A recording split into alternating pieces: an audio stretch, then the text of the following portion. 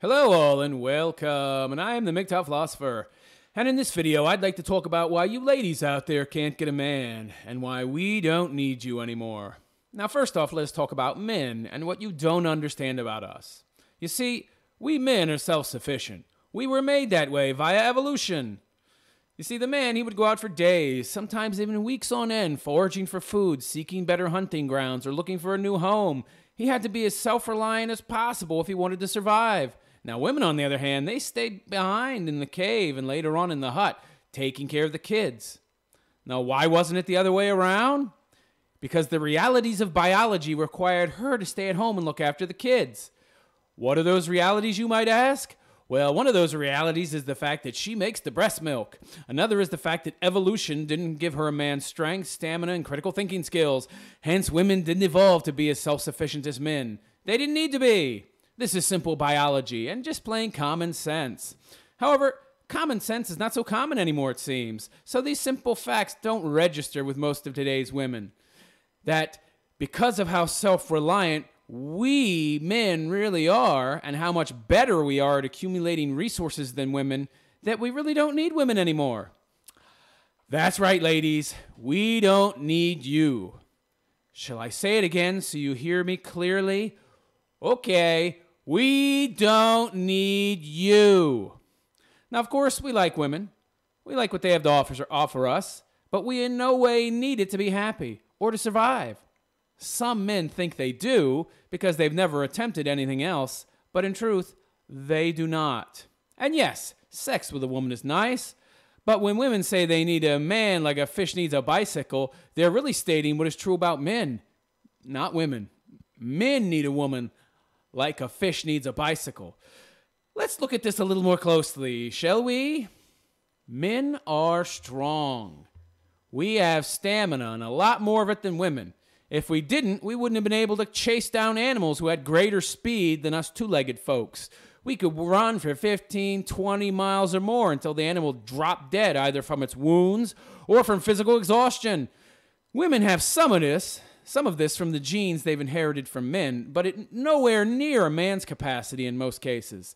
Same goes for their ability to handle stress, which is why they always bitch and moan. It's why even in the Bible it talks about women nagging and how you can stone your wife to death for being guilty of this. Women just can't handle stress as well as us men, so they bitch and moan. We men are smarter as well.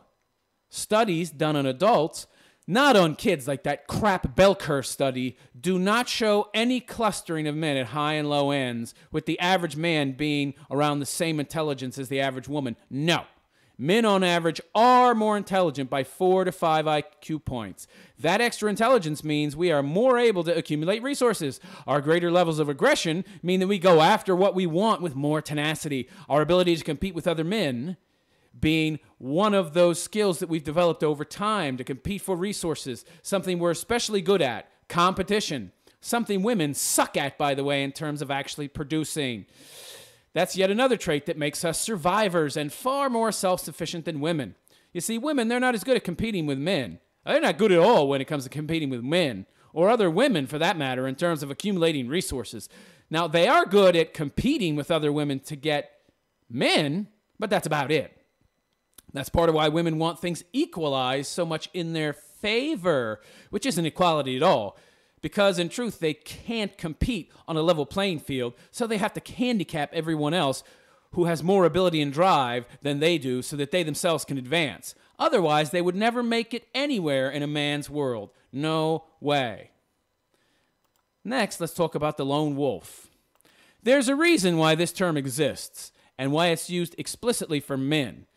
Because all this nonsense talk women like to throw around to make people think they don't need men, the truth is that you never hear a woman referred to in this way. You hear terms like angry cat lady, spinster, and other such pejoratives, but you never hear a woman called a lone wolf, do you? Why is that, do you think? Because deep down, and even not so deep down, everyone knows that men can go it on their own, while women can't. This is something that most people understand. Deep down, we all know that women are not well suited to being alone. They're not designed for it. Some end up that way, but not by choice, or it is by choice, but not by intention, meaning they made bad choices, which they were led to make by evil feminism telling them that they could have it all, when essentially you can't. Men, on the other hand, are born survivors. We can take care of ourselves, no problem. True, if we want kids, we need a woman, but if we recognize that the price is too high and decide not to have kids, then what do we need you for? Window dressing? I mean, hell, they're not even very good at window dressing as they age rapidly and by 30 are going downhill. Hell, they've already gone downhill by that point. And what about great conversation? Do we need women to have good conversation? Nope. You see, women on average are less intelligent than men, as we have already established. Not only that, but there are differences in our brains. So while women care about silly things like gossip, stupid social justice crap, and collectivist thinking and how global warming is going to destroy the world, we men care about different things like politics, real politics, not made up bullshit designed to scare the sheep into submission. We also care about our careers, making money. We also care about our hobbies and becoming the best us that we can be. Well, women, they don't care about that crap. For them, blowing money is one of their major hobbies. They love to blow money and have fun and gratify their egos by sleeping with as many of the hottest guys as they can in their 20s, and generally speaking, being frivolous and totally lacking in self-awareness. These are a woman's favorite pastimes, along with spending money they don't have, so they can put on 2 inches of fake up every day to stave off the grim reaper that is time, and get that next crappy handbag that they'll use like twice and then consign it to the dustbin that is their closet. Does that sound interesting to you guys? Does that sound like the kind of things that you want to talk about? No, I didn't think so. Women have nothing to say that we men want to hear. You women out there think a guy wants to talk to a woman, but no man who has not been totally feminized and white-knighted to the max would even care to talk to a woman, let alone enjoy it. Women can be talked down to. They can be taught. They can be lectured. But talked to? Not really. Not too often. That's why the term mansplaining exists. It's not because men go out of their way to condescend to women. No. It's because women resent that they need to have things explained to them because they lack the intelligence to grasp something that a man is saying. Hence, he must mansplain it to them. Meaning he must simply explain it. But women don't like that, as they're supposedly the godlike superior race. So how on earth could a man have the audacity to explain anything to them? They know everything after all, right? Bullshit. Total bullshit, of course. And women resent the reminder that the little narrative where they're smarter and better than us is just that, a narrative. If I'm going to talk to anyone, it's going to be another man. It's only those conversations that I enjoy, and not even with other men per se, but men who are around my same intelligence level. That's the case with most men, I think, which is part of why I don't like talking to women. That and because even if a woman were as intelligent as the man she's talking to, we still wouldn't want to hear what you have to say, because the things you're interested in are things like makeup, the Kardashians, and how brave Bruce Jenner is. Don't give me that Caitlyn Jenner crap. He's a guy, and his name is Bruce. And even if on rare occasion a woman did want to talk about politics, and she knew enough to do so, her lack of critical thinking skills and inability to grasp logic would make such a conversation into yet another session of mansplaining, because she simply wouldn't get it. And then she'd accuse you of being condescending to her for trying to explain to her what she simply cannot grasp in the first place. No thanks. Because of these realities, we certainly don't need women to talk to. And any guy who is staying up into the wee hours of the morning chatting with women and loving it is either himself nearer to being a woman than a man, or he's with a very rare woman indeed who thinks and acts more like a man than she does a woman. I'll let you decide which one is the truth the majority of the time. So, now that we've established that we don't need women to have someone to talk to, let's move on to the next thing we don't need women for, and that is cooking. Men haven't needed women to cook for them since women stopped doing so, claiming it was slavery. I guess the fact that we go out and more or less work for them to give them a home and food is somehow different than slavery? Or perhaps it's just slightly less obvious to someone of lower intellect, so people missed that fact, that obvious fact on the whole, that they're essentially doing the same things for each other. Anyhow, we men very quickly found out how much we need women to cook for us once they stopped doing it. And we found out that we need them nil, zero, nada. In truth, it wasn't wise for women to stop doing their traditional tasks. It only showed us how little we need them. It meant that we had to do those tasks for ourselves. And we found out what a big deal these tasks were not. Now, we know full well that ladies were simply whining at this point. Now that we've done their tasks, we've done their chores, we've seen how easy they were, we realized that they were just whining and complaining because they are lazy compared to men. Next thing we don't need women for, washing clothes. We haven't needed them for that since the advent of the electric washing machine. I'm not sure how this is even considered work, to be honest, or how they're being enslaved since a machine does all the work. Maybe if you don't have a dryer and have to hang the clothes on the line, that's considered enough work to be a bother, hence slavery. I don't see how that's slavery, but hey. Anyhow, washing clothes is so easy nowadays that any woman who brings it up as part of her daily chores is really stretching credulity a bit. Nope, we certainly don't need you ladies for this one. What about someone to grow old with? I hear this one all the time, and I just don't get it. What exactly is the thrill of having someone there as you grow older? I mean, really, how pathetically lacking must you be as a person? How insecure, how incomplete must you be that you need someone there as a distraction? If the answer is I don't know, you need to watch my video entitled Blue Pill Empty Man Syndrome. Anyhow, no, we don't need someone to grow old with. There's a reason no one calls women lone wolves. Men are far more adaptable to change than women, a state of affairs decided by evolution. Men needed to be able to adapt quickly, and they were the providers and were constantly being presented with new and ever-changing scenarios in their day-to-day lives. Don't adapt, and you died. So we can easily get used to being alone, and once we do, we see that it's nothing to fear. Now, those who continue to fear it think there's some great big nasty waiting around the corner of old age that's going to make you regret something. Nope. The fear is just that, fear. However, in truth, there's nothing to fear. We don't need someone to grow old with. And by the way, kids and marriage, they're no guarantee that you'll have someone there anyway. With no-fault divorce and incentives to getting divorced, such as sole custody of the kids for a woman, lifetime alimony for her, and child support, well, those sort of that. So don't kid yourselves, guys. Marriage in and of itself is no guarantee that she's going to stick around. Now, yes, men are natural protectors and providers, and some might feel empty inside if they don't have someone to take care of. Well, there's some truth to this, and this natural bent that we men have towards protecting and providing. This is also how women and the state sucker us into marriage. No thanks. I have a brain, and it uses logic and reason very well. Hence, I'm no slave to my feelings, something the state very much wants you to be. It makes you easier to control. I'll pass on being someone else's puppet. Better that we men provide for ourselves and gain solace and pleasure from that. Yes, it can feel good to provide safety and security to another, but so what? That's nothing more than a biologically built-in reaction. Sure, it's a nice feeling, but inevitably, it's nothing more than a set of shackles that binds you to someone else.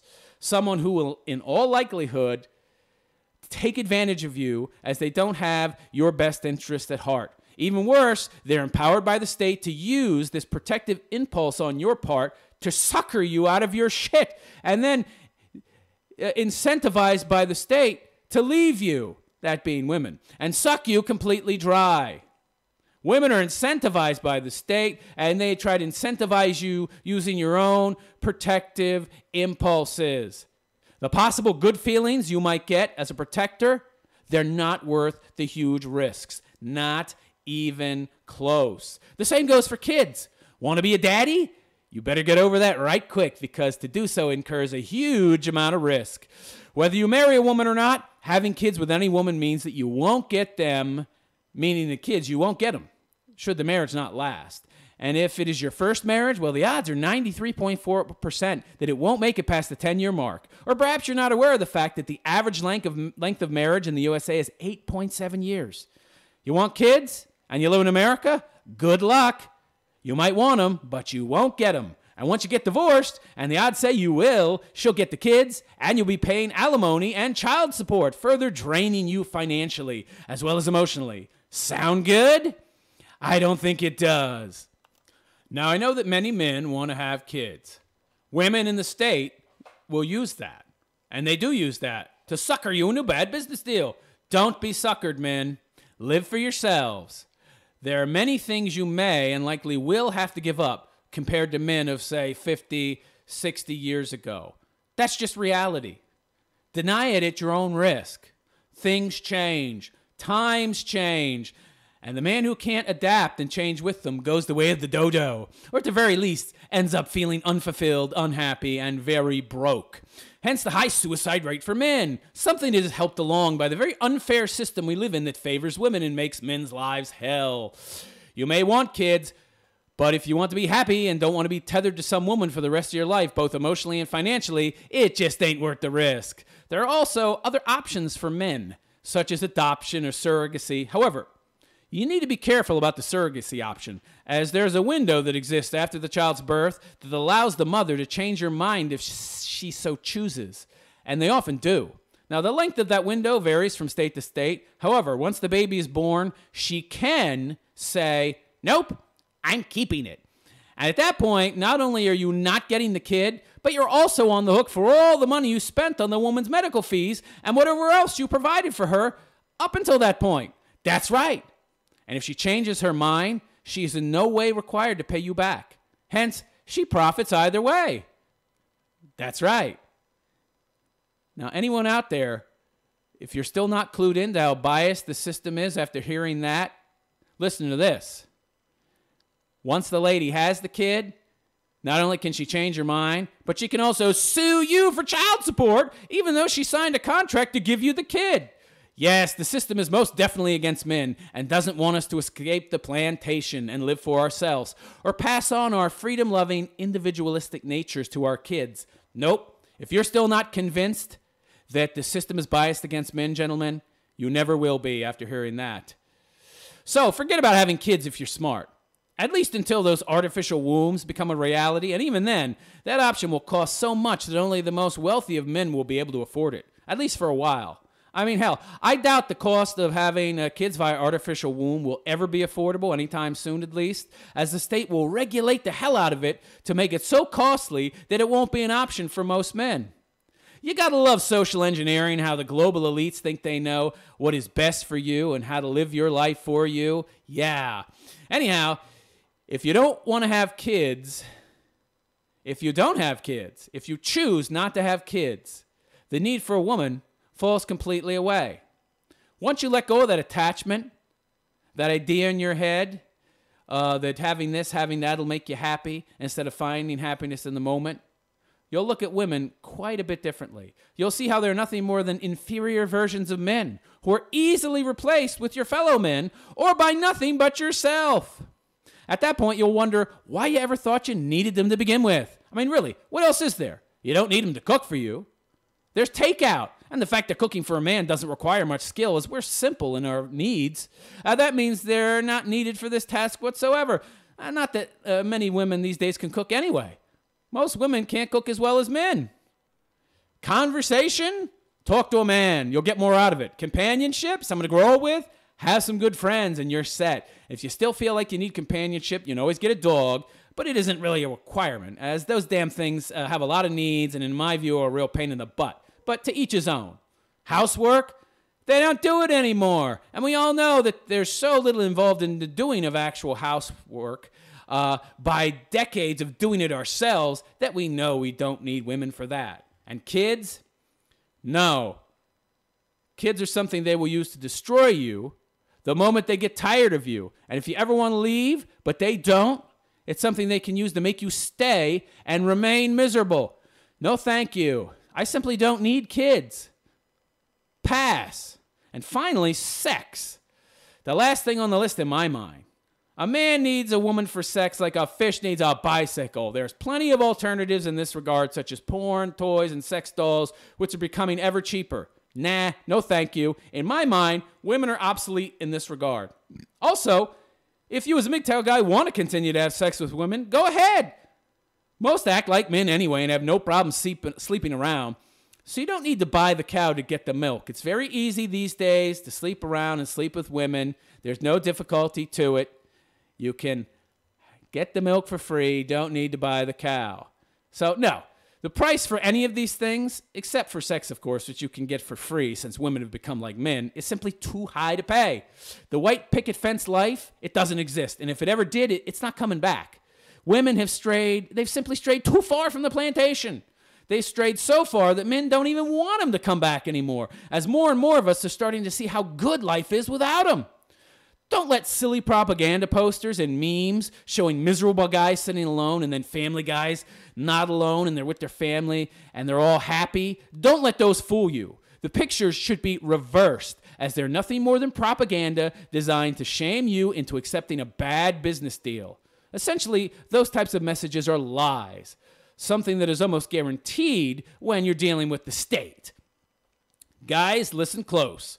Women are inferior in every way, shape, and form, except for their ability to act as an easy bake oven and breastfeed the kid. And in the process of doing that, keep an orderly house, which we don't need them for anymore. Things they by and large don't even do anymore anyway, and that includes breastfeeding. So what are they good for? You know, once they gave up those things and stopped wanting to be women, they gave up the only things we needed them for, to the point where every resource both the state and the global elites can bring to bear is focused on indoctrinating and shaming men into getting married, because so many men are seeing what a crap deal marriage is and instead are choosing to go their own way.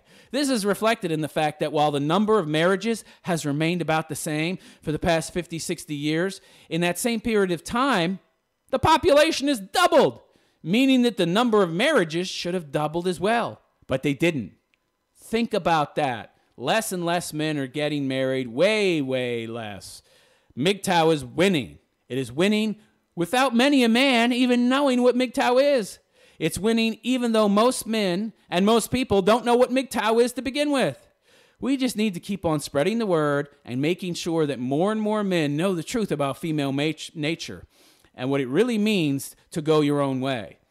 Essentially, all we need to keep doing is handing out red pills, and the ship will right itself. I am the MGTOW philosopher, and I wish you a good day. Take care.